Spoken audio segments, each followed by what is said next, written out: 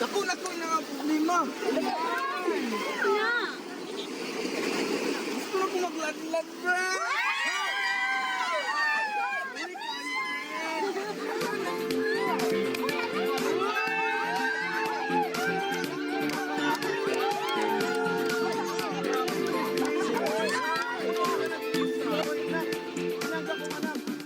Ay, kaya nagpakita ka. Kasi ako malagad pa ni mo. Mahal kong hari. Kasi ikaw na. Kung may istorya, kanang makaayong nga istorya, di ko masuko.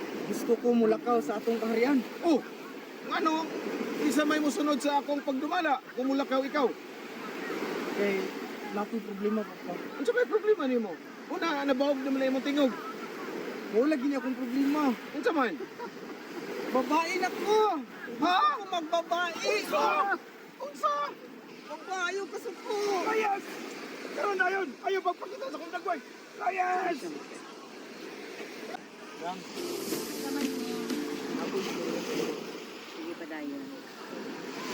Tama, di ka masuko. Ay, magkasal na ta?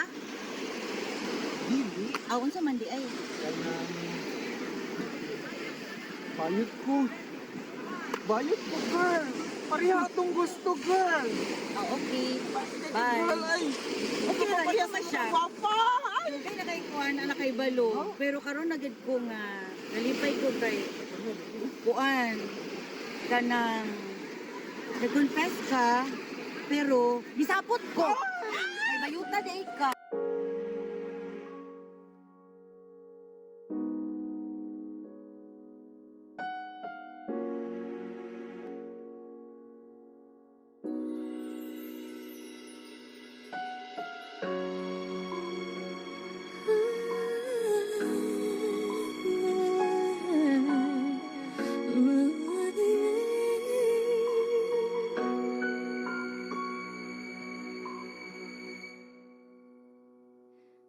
Two old friends meet again, wearing older faces, talk about the places they've been.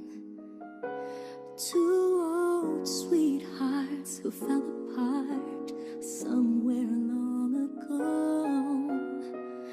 How are they to know? Someday they'd meet again and have a need for more than reminiscing. Maybe this time it'll be love and they'll find. Maybe now they can be more than just friends. She's back in his life and it feels so right. Maybe this time love won't end.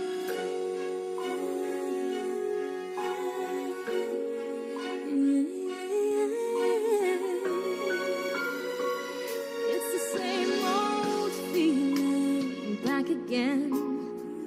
It's the one they had way back when they were too young to know when love is real.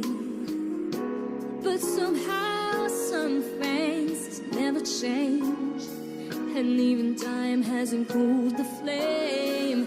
It's burning even brighter than it did before. Got another chance, and if they take it, maybe this time it'll be love and